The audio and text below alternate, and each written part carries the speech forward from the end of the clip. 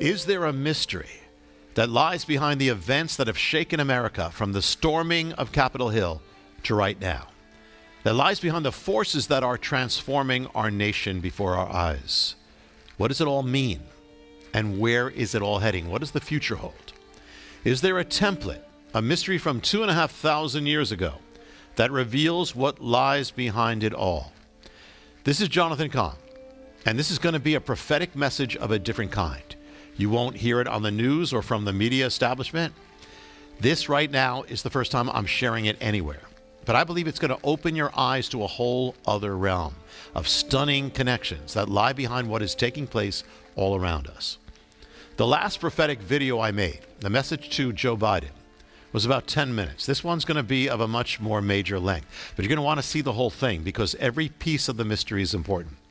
And it's going to culminate in what it means for now, what you need to know for what lies ahead. Now, the mystery is not political, but it touches the political realm and all realms. And people may seek to use it politically from any side, but it's above that, it's spiritual. Nothing in it condones what happened on Capitol Hill. As believers, we have to stand against all hatred and the violence that comes of it. Our agenda is the love of God, including manifesting it to those who oppose the agenda of God, to manifest the truth in love. At the same time, people could seek to use the paradigm for the sake of attributing blame. That's not what it's about either. It's about something much bigger than any event. It's about the very course and future of America, as you'll see. Now, I've written several books, starting with The Harbinger, but after I write them, I don't often have the time to read them. But in recent days, I've looked through my first book, The Harbinger, and been seeing how what was there and warned of is coming to pass, manifesting even more clearly now. That's one of the things that led me to write The Harbinger 2, the last book.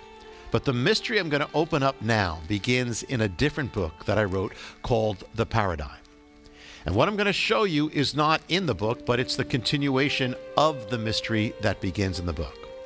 So let's set the foundation. The paradigm is not a prophecy, but a prophetic template. It's not saying that the scriptures prophesy the leaders of our day, but that in the scriptures are templates that can replay, and that God can use those templates to speak and give revelation.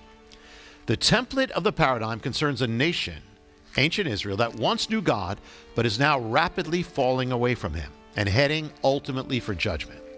America is also a nation that once knew God and is now rapidly falling away from him, and the warning is that its course ultimately leads to judgment. The paradigm contains specific ancient prototypes that lie behind modern leaders on the national stage of our time. I won't name the ancient kings or queens of the paradigm except one, the one that involves Donald Trump.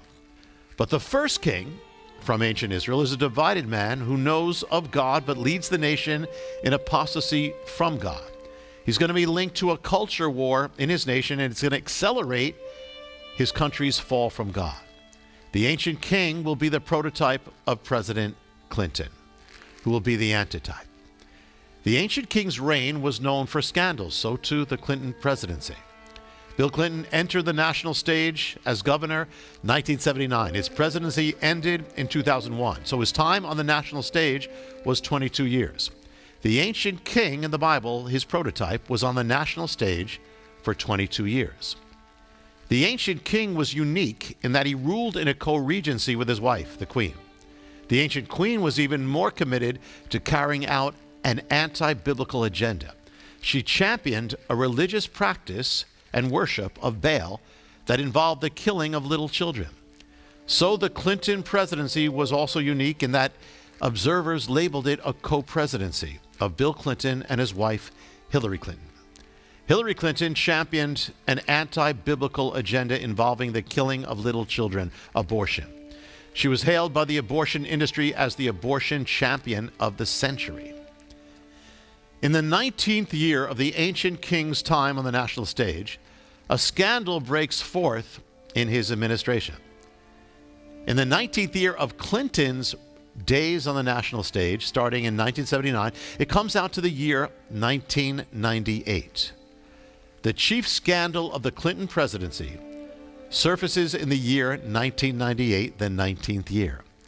Clinton's time on the national stage began specifically in the month of January 1979. The scandal breaks out specifically 19 years later in January of 1998. In the paradigm, 3 years after the King scandal, his reign comes to an end. Clinton's presidency ends in 2001 on January 20th. Go back 3 years and it leads you to January 20th, 1998. January 20th, 1998 is the very night the scandal breaks out, 3 years to the exact day. In the paradigm is another mystery. The ancient king actually voices repentance temporarily for his sins. 3 years after he does that, a calamity comes on the nation. Clinton also voiced repentance for his sins. It happened in a White House gathering. 3 years after that day comes out to the day September 11, 2001, the day that calamity comes upon America. And it pinpoints it to the morning of September 11th, to the very hours of the calamity. Now, after the end of the ancient king's reign, his queen, or the former first lady, continues on the national stage. She continues to inhabit the political realm and dwells in the capital city. So Hillary Clinton follows the ancient prototype and continues after her husband's presidency to inhabit the political realm and the national stage and to dwell in the capital city. She continues as a champion of abortion. Now, in the paradigm and in the book of Kings in the Bible, another king rises up, an ancient king who will continue in the ways of the first king, leading the nation away from God. He'll be the prototype and the mystery behind Barack Obama. Obama comes onto the national stage in the Democratic Convention of 2004, suddenly. And he'll be sworn into his first national office in January 2005. His time will end at the end of his presidency on the national stage, with his last year being 2016 and his leaving office in January 2017. How many years? Obama on the national stage? 12 years. The ancient king, his prototype, was on the national stage for 12 years. Joining that ancient king in the palace was the former First Lady. So joining Barack Obama in the White House was the former First Lady Hillary Clinton as Secretary of State. Now then comes a change. Now I'm sharing the foundation that's in the book, The Paradigm, and I'm only giving a nutshell. There's so much more. But then comes a change in the template. There comes the rise of an unlikely man. He's going to be the prototype behind Donald Trump. His name is Jehu. Jehu is different from the others. He's not a politician. He's not of the royal house. He's a fighter. So is Trump. Jehu is wild, impetuous, unpredictable. So is Trump. Jehu begins a race to the throne. It's described in the Bible as a crazy. He's driving the chariot crazily. Well, so was Trump's race to the White House. In the midst of his race to the throne, Jehu makes an alliance with the religious conservatives of the land. So did Trump. Specifically, Jehu invites a partner into his chariot into the race. His name is Jehonadab. He's a holy man known for his piety and abstinence. So Donald Trump will invite a man known for his faith, his piety, and abstinence to be his partner in the race, Mike Pence. Jehu comes to power in the 12th year of the previous king's reign, the prototype of Barack Obama. So Trump rises to power in the 12th year of Obama's time on the national stage, specifically to January 2017, the time of his inauguration. Then comes a showdown. Jehu versus the nation's former First Lady, the former Queen. So there comes a showdown in America. Trump versus the nation's former First Lady, Hillary Clinton. Now, it looked as if Clinton would win the election, but the paradigm says that when the two come head-to-head, the Queen, the former First Lady, will fall, and Jehu, the warrior, will prevail. And that's exactly what happened. Now, how long was Hillary Clinton on the national political stage? 22 years with her husband, then 12 years in Washington on her own. For 2 years, she retired from public life. Then she came back to run for 2 more years. So 22 years with her husband and 14 years on her own. What about the ancient queen in the Bible, her prototype? The ancient queen was on the nation's political stage with her husband 22 years, and then on her own 14 years. Now, Jehu comes to the capital city to reign. He has an agenda to drain the swamp. He comes against the worship of Baal, which means he opposes the killing of children. He cuts off state support for the cult of Baal. So Trump comes to the capital city, Washington, with the agenda to drain the swamp. He will oppose and seek to cut off state support for the killing of children, abortion. The reign of Jehu represented a reprieve, a holding back of the forces that were impelling the nation's apostasy and fall from God. And that is the significance of the presidency of Donald Trump. It's not about Donald Trump any more than it's about Jehu. But it was to hold back the forces impelling America's fall from God. Now, when Jehu came to the capital city, he destroyed the temple of Baal. When Jehu rises, the temple of Baal falls to the ground. The American Jehu, Donald Trump, began his rise in the summer of 2015 when he declared his candidacy. Now, it turns out there actually has existed a temple of Baal, an ancient temple of Baal in Palmyra, Syria, surviving 2,000 years of world history. The rise of the modern Jehu begins in the summer of 2015. 2 months later, the ancient temple of Baal, after 2,000 years, falls to the earth. When Jehu rises, the temple of Baal falls. Now, there's much more in the paradigm that we can't go into. But now we're going to see the mystery of the paradigm take us to the present day and to what's not in the book and that I've never shared. In the days of Jehu, the temple of Baal was in the nation's capital city. It was its capital temple. Could there also be a building in America that would answer to it? In America, we don't have national temples as such except one. We have one building that's literally called America's Temple. It stands in the nation's capital and is called the Capitol Building. It's the temple of the American Republic. In its very halls is a quote spoken soon after the Capitol Building was completed. It says this: "We have built no national temples, but the Capitol." In other words, the Capitol Building is America's national temple. Since then, and to this day, it's been referred to as America's Temple, the people's house, the temple of democracy, a secular temple. Not only that, but it was modeled after the temples of the ancient world, the ancient pagan temples of Greece and Rome, and particularly the Roman pantheon, the temple of all gods. Now, it's not that the Capitol Building is by nature pagan. Its architecture is, but what matters is what goes on inside. What happens inside a nation's temple when the nation turns away from God? What took place in the ancient temple of Baal? Prayers were lifted up to a pagan god. Now, in the Capitol Building, prayers are traditionally lifted up to God, the God of the Bible. But as 2021 began, something happened. On Monday, January 4th, the inaugural working session of the new Congress of the new year, there was offered up a prayer. Now, when I wrote the paradigm a few years before, I actually mentioned the man's name who would now lift up that prayer. He sanctified the new Congress in the name of a god that he called Brahma. Brahma is not the name of the God of Scripture. Brahma is a foreign god, the four-faced god of Hinduism. Brahma is a pagan god. So in 2021, the new Congress was opened up in the name of a pagan god. A prayer to a pagan god is what takes place in a pagan temple. One more piece to the puzzle.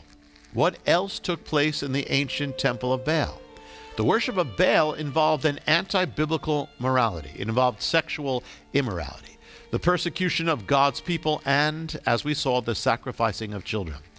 The same week when the American Congress was consecrated on Capitol Hill in the name of Brahma, a pagan god, it was the week that something else took place. It was the week that concerned the taking over of the government, the White House, and the Capitol by a political party, by the Democratic Party.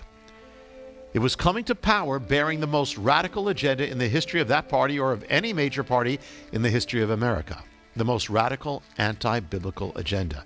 An agenda that, as with the Temple of Baal, contained sexual immorality being enshrined, the oppression of God's people, the encroaching of religious liberty in the form of the Equality Act and other legislations, and the killing of the unborn as it had never been championed before.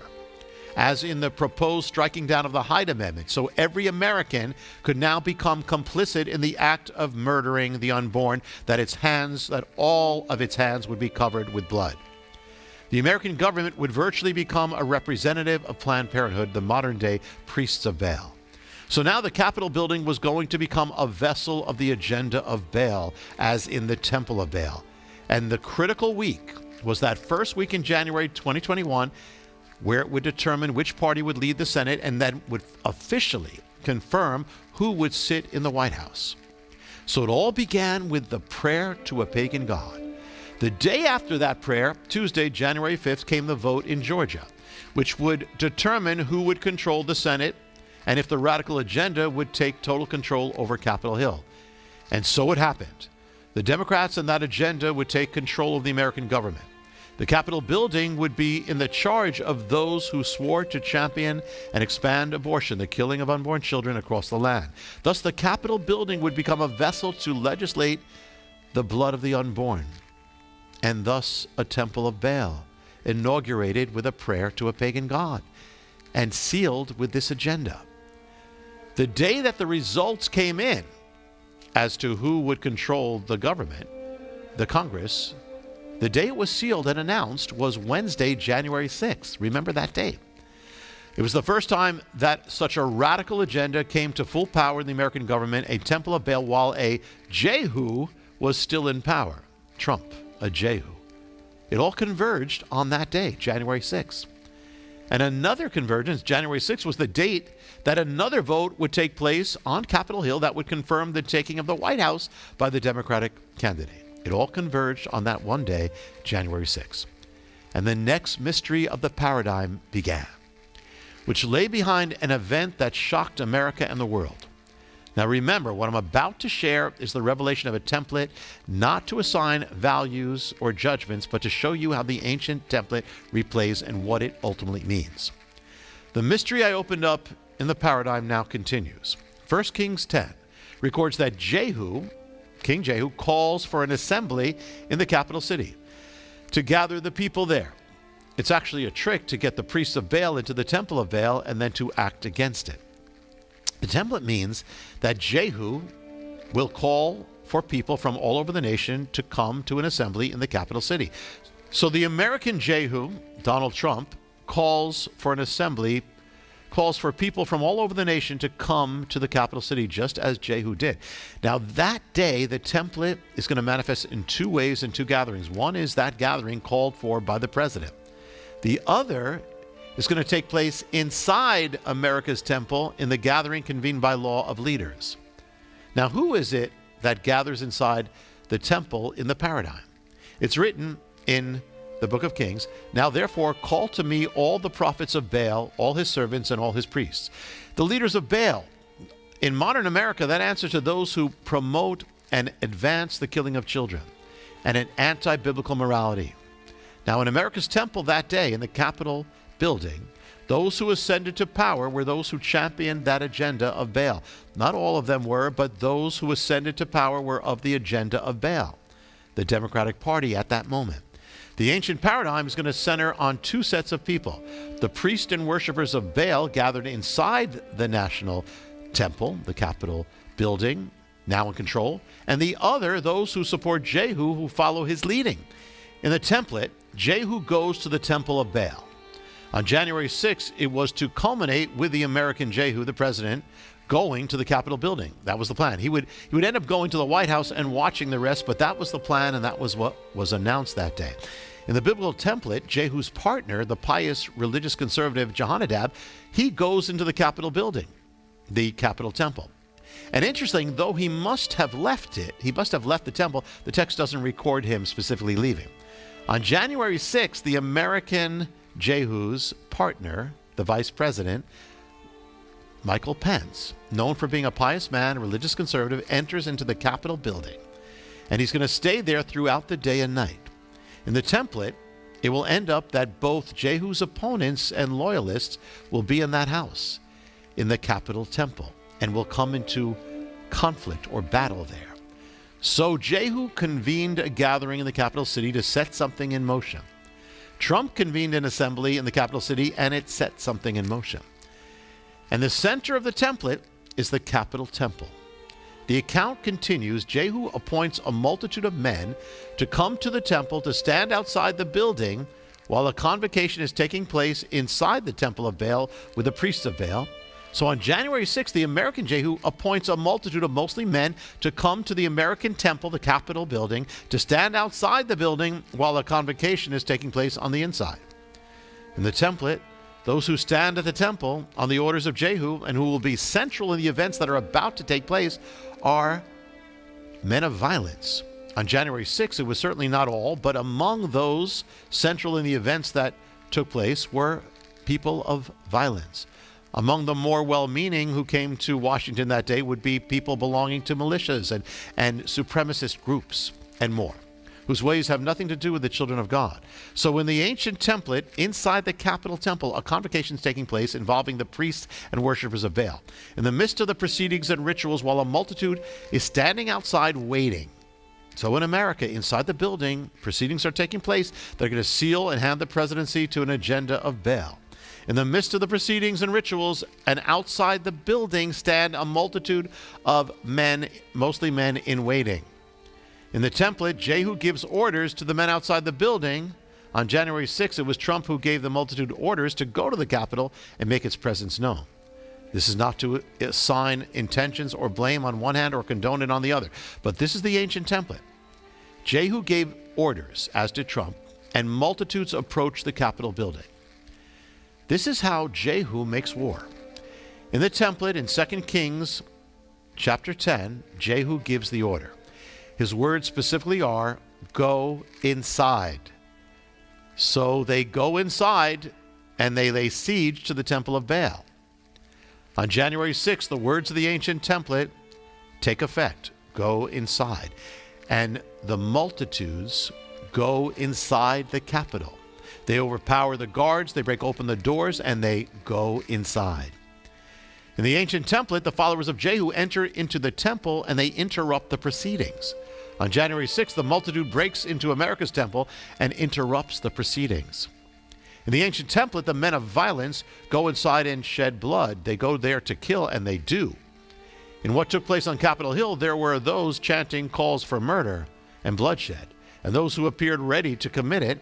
And though there was some bloodshed, thankfully much more bloodshed was avoided. In the ancient template, Jehu's men go inside the temple and cause destruction. So was destruction caused that day in America's national temple.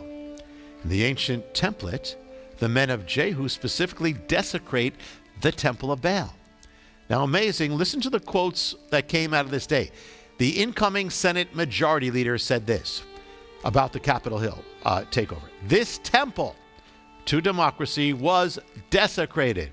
A United States Senator spoke that night from the Senate floor. It said, this is a sacred place. This sacred place was desecrated by a mob today. This temple to democracy was defiled. The Speaker of the House said this, to those who engage in the gleeful desecration of this our temple. Everybody kept saying the temple and desecration. Well, that's in the biblical template. Even the president of France spoke that day of the Capitol building as America's temple and the desecration of the temple. So here's the biblical template. Jehu comes against the temple of Baal. Jehu rises, the temple of Baal falls. Now, I told you of the ancient temple of Baal that stood in Syria for 2,000 years. And right after Trump announced his rise to the presidency, it fell to the earth.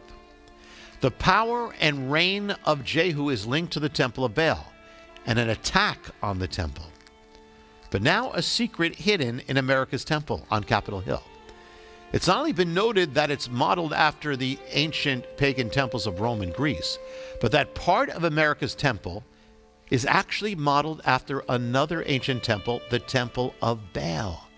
And not only the Temple of Baal, but the same Temple of Baal that stood in Palmyra, Syria, that fell with the rise of Donald Trump when it began. Its form is actually embedded in the walls of America's temple. One more mystery of the template before I come to what it all means. The numbers of those arrested concerning what happened there that day would of course change in the days and weeks ahead as people would be searched for throughout the whole nation and arrested, so the numbers would grow. But it was the day after the takeover of the Capitol building that the initial arrests had been made and were announced to the world. The Washington police announced the number of those who had been arrested from that attack and surrounding that attack, and I'm reading from the headlines. In total, the Metro Police Department has reported 80 arrests since this week's civil unrest began. And then it goes, another says 80, another headline, 80 arrested for civil unrest at U.S. Capitol around D.C. Here's more. Metropolitan Police Department arrested 80 individuals in connection with civil unrest at the U.S. Capitol and around D.C. 80 people connected in some way to the template of Jehu and the temple of Baal. Now let's go back to the actual paradigm. What does it say? I'm reading the scripture that speaks of the people who stormed the temple of Baal. Now Jehu had appointed for himself 80 men. 80 men. 80, the exact same number. Jehu appointed 80 men. It goes on to wait on the outside of the temple, and then he says to the 80 men, go inside. Now, of course, there were more people, but the very fact that the template, the signs of the template manifest in the exact same number, the paradigm is replaying. Now, Jehu would ultimately have men inside the temple as well. He had to have men go inside before the rest came in to prepare the attack. So on Capitol Hill that day, there were people inside the Capitol, America's temple, that were fighting for Trump's election and against the movement of the proceedings. 2 objections were heard that day and voted on. The final objection, the final resistance, concerned the state of Pennsylvania. Those who were behind that resistance was 1 senator and the rest from the House of Representatives. How many stood against the vote and for Trump's cause from the House of Representatives? 80 members of the House of Representatives. 80. Same number manifesting again. The 80 men of Jehu of the ancient template. Now, I have much more to say regarding this mystery and where America is heading. But for now, we need to ask, what does the mystery reveal for this hour, for America, and for each of us? When I wrote the paradigm, I put in a chapter called about things to come, just as I did when I wrote the Harbinger, about things to come. And I wrote a warning concerning the reign of Jehu. I won't go into detail, but I'll just read these words from that chapter in the paradigm. Under the reign of Jehu, Israel's apostasy was slowed but not reversed. So the nation's short-term danger was averted, but the long-term danger was not. Jehu wasn't the answer. He was used by God, and he did good on one hand. But the Bible says his reign was mixed. His reign was a reprieve to slow down the nation's apostasy and give the nation a chance to return to God. It was a window of time. And here's why it matters. January 6th was the day that the window came to an end, that window. It was all sealed on that day. It was the watershed moment. The moment that the Republicans lost the Congress and the president officially lost the presidency. The end of the window of Jehu. So it was a moment of spiritual importance, and so everything exploded. So why did the ancient paradigm manifest so strongly that day? Why did it follow the ancient template?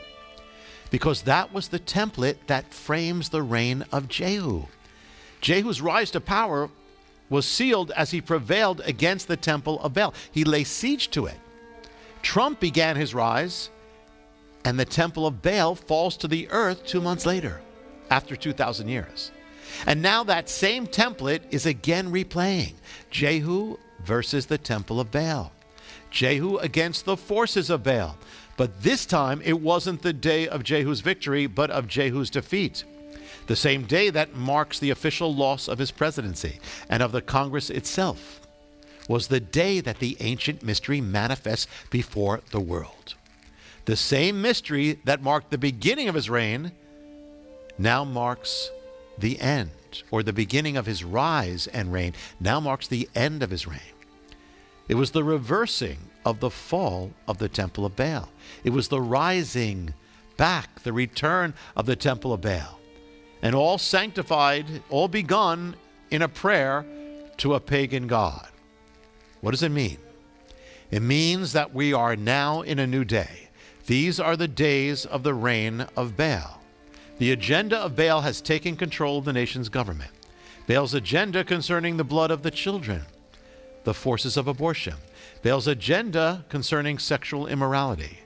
Baal's agenda of war against the ways of God and his people, the war against religious liberty. And Baal's acceleration of the nation's apostasy. So what must we do? What must you do? If these are the days of Baal, then these must also become the days of Elijah. We must become more and more like Elijah, uncompromised, untainted, undefiled, unentangled with the world, separate from the world, yet a light unto the world. You must become more single-minded, rooting out all compromise and all fear of man, more pure, more focused, more single-minded, more set apart, stronger, bolder, less wavering, and more absolute, proclaiming the truth to a civilization, to a culture, to a nation that rejects it and yet needs it all the more. Never retreating, but always advancing, proclaiming the gospel of Messiah, the salvation of our God. Now, as I'm led and able, I'll seek to share more of the mysteries, revelations, and where we are heading in the times ahead. It'll be on this channel, as are the other videos, and the most detailed revelations will be in the books, from the Paradigm to the Harbinger 2. Until next time, be strong and of good courage. Know that the days of greatest challenges produce also the greatest witnesses, the greatest men and women, the greatest lives for God. This can be your greatest moment. This can be our greatest moment if you rise to it, if we rise to it. The days of the deepest darkness call for God's people to shine all the more brightly, the greatest of light. These are the days that count. And remember, whatever you do, do not bow down your knee to Baal. Do not bow down your knee to Baal, but go all out in the name and glory of the living God, the God of Abraham, Isaac, and Jacob, in the name of Yeshua, Jesus the Messiah. For Baal is not God, but the Lord alone is God, and he remains seated on the throne and has no intention of getting off of it. Until next time, this is Jonathan Cahn. Shalom.